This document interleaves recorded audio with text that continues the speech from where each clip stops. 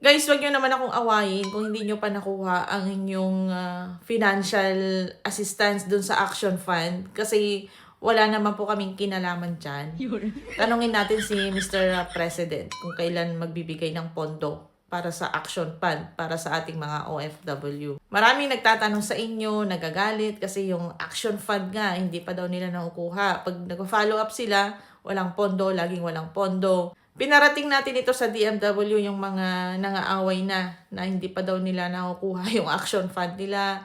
Pabalik-balik sila, lagi nagko-follow up, laging sinasabi walang pondo. Nasaan po ba yung pondo? Kasi maraming OFW ang nagrereklamo yung kanilang Action Fund, hindi pa nila nakukuha. Mag-iisang taon na. Pabalik-balik sila, lagi nagko-follow up, pero hindi pa nila nakukuha ang kanilang Action Fund. Lubog na sila sa utang, sa pamasahe, para lamang mag-follow up doon sa kanilang Action Fund.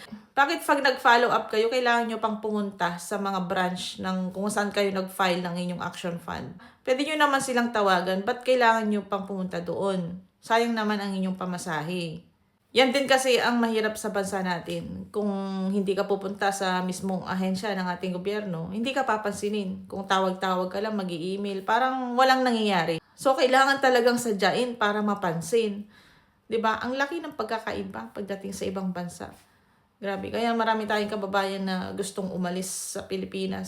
So, sana guys, yung mga OFW na nangaaway, nagtatanong tungkol sa kanilang Action Fund is makuha na ninyo ang inyong Action Fund. Kasi minsan sinasabi nila hindi sila fair. May kasabayan sila na nakuha nila ang kanilang Action Fund. Pero yung ibang kasabayan nila is hindi binigay kasi nga daw walang pondo. Paano naman yung iba, 'di ba? Kung walang pondo, laging walang pondo, hanggang kailan sila maghihintay? Kaya marami pa ring mga OFW ang umaasa sa Action Fund. Yung mga kwalipikadong OFW lang. Kasi hindi naman lahat is makakuha ng Action Fund. Pero yung mga natatanggap po namin mga reklamo, kompleto na sa requirements, pinapabalik-balik, tatawagan na lang daw pag nagkaroon ng pondo. Pero inabot na sila ng halos mag-iisang taon na.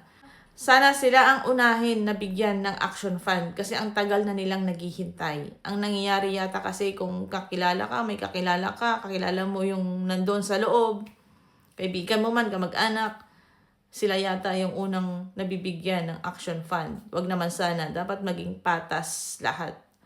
Lalo na sa mga OFW distress, karapat dapat silang bigyan ng Action Fund.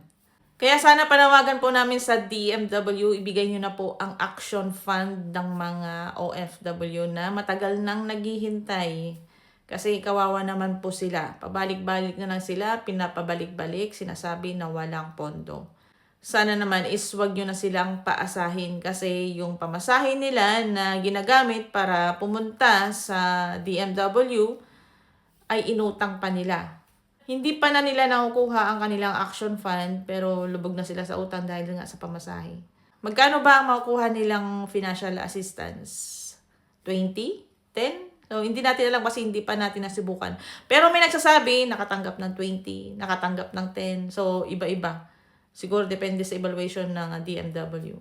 So, sana lahat ng mga OFW na naghihintay ng kanilang Action Fund ay maibigay na. Kasi napakadami ng kalamidad ang nangyayari ngayon sa ating bansa. Kailangan nila ng pera.